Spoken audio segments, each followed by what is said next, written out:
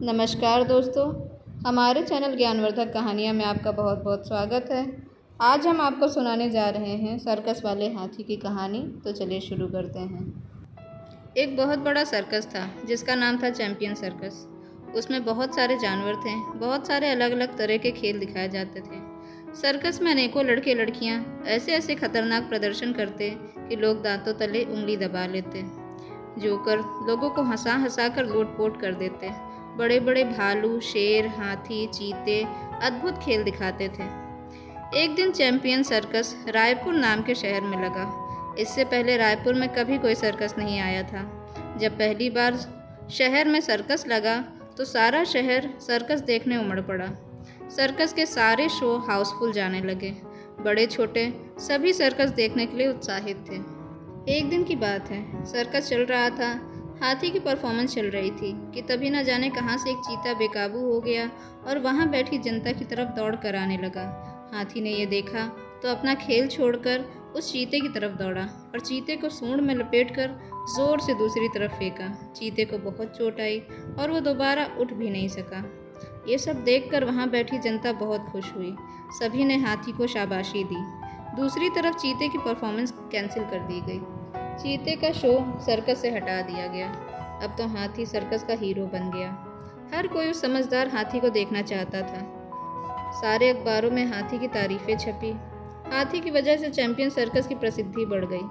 Circus के मालिकों ने हाथी के मास्टर को आदेश दिया कि हाथी की वजह से हमारा सर्कस देश विदेश तक प्रसिद्ध हो गया है, इसीलिए हाथी का विशेष ख्याल रखा जाए, उसे कोई तकलीफ न होने पाए। सर्कस के सभी लोग हाथी की देखभाल करने लगे। एक बार की बात है, शेरों का परफॉर्मेंस हो रहा था कि एक शेर जल्दबाजी में कुर्सी पे बैठ न पाया और धड़ाम से नीचे गिर गया। लोगों ने उस दिन शेर और उनके मास्टर का खूब मजाक उड़ाया। शेर के बाद हाथी की परफॉर्मेंस थी जो कि हमेशा की तरह बहुत अच्छी रही। शेर के मास्टर को उस दिन सर्कस के मालिकों से भी बहुत डांट पड़ी, जिससे शेरों के मास्टर को बहुत गुस्सा आया। वो हाथी से जलने लगा। शेर का मास्टर अब धीरे धीरे हाथी की हर जगह बुराई करने लगा। उसने सर्कस के अन्य सदस्यों को हाथी के प्रति भड़काना शुरू कर दिया। वो कहता, मेहनत तो हम सभी करते हैं, पर सर्कस का सारा श्रेय तो ये हाथी ले जाता है। एक बार इसने उस चीते से सबकी रक्षा क्या कर दी, सबने मिलकर इसको हीरो ही बना दिया है। इस हाथी को विशेष खान पान दिया जाता है, इसकी विशेष देखभाल की जाती है। क्या हमें अब हमेशा इस हाथी के आगे पीछे लगा रहना होगा? ऐसा कहकर वो सर्कस के अन्य सदस्यों को भड़काने लगा। पहले तो किसी ने उसकी बात पर ध्यान नहीं दिया, लेकिन कहते हैं ना कि 100 बार झूठ भी बोलो तो वो भी सच लगने लगता है। यही हुआ भी। धीरे धीरे हाथी के प्रति वहाँ एक अजीब सा माहौल बनने लगा। सर्कस के सदस्यों ने हाथी और उसके मास्टर से बात करना बंद कर दिया। अगर कभी हाथी का मास्टर किसी से बात भी करना चाहता तो लोग उससे ठीक से बात नहीं करते। दूर से ही लोग उन्हें घूर घूर के देखते। हाथी के मास्टर सोचता, ऐसा व्यवहार लोग उनके साथ क्यों कर रहे हैं, लेकिन वो समझ नहीं पाता। उधर दूसरी तरफ सर्कस को देखने वाली जनता और सर्कस के मालिक अभी भी हाथी को वही प्यार और सम्मान दे रहे थे जो उसे पहले देते थे। शेरों को मास्टर को ये सब देखकर बहुत बुरा लग रहा था कि हाथी की देखभाल और प्रसिद्धि तो अभी भी कम नहीं हुई, जबकि वो हर तरफ उसकी बुराई कर रहा था। एक दिन शेरों के मास्टर ने सोचा, अगर ये हाथी ही रास्ते से हट जाए तो सारी दिक्कत ही खत्म हो जाएगी और लोग पहले की तरह मेरे शो को पसंद करने लगेंगे। हालांकि हकीकत में ऐसा कुछ भी नहीं था। शेरों के मास्टर को सिर्फ हाथी से बेकार की जलन थी और कुछ भी नहीं, जो उसके लिए किसी काम नहीं आने वाली थी। होना तो ये चाहिए था कि वो और ज़्यादा मेहनत करता और अपने शो को प्रसिद्धि दिलाता, पर उसकी जगह अपनी नाकामी का दोष उस बेचारी हाथी पर डाल दिया और उससे नफरत करने लगा। उसने धीरे धीरे हाथी को धीमा जहर देना शुरू कर दिया, जिससे कि हाथी की हालत खराब होने लगी। कुछ ही दिनों में हाथी परफॉर्मेंस देने की हालत में नहीं रहा। सर्कस वाले दूसरा हाथी ले आए, पर वो हाथी उस पहले वाले हाथी की तरह परफॉर्म नहीं कर पाया।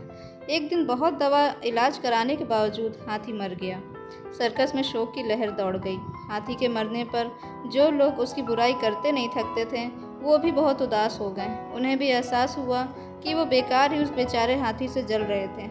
हाथी की तो कोई गलती ही नहीं थी। दूसरी तरफ शेरों का मास्टर बहुत खुश था। उसकी जलन पूरी जो हो चुकी थी, उसे लग रहा था कि उसने बहुत अच्छा और बड़ा काम किया है और अब सर्कस का शो वो अपने दम पर प्रसिद्ध करेगा।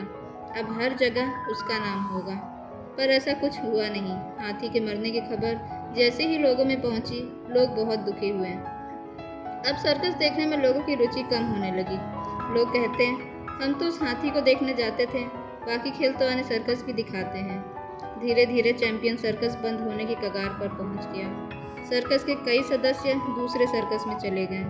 जंगली जानवर वापस जंगल में छुड़वा दिए गए। चैंपियन सर्कस बंद हो गया।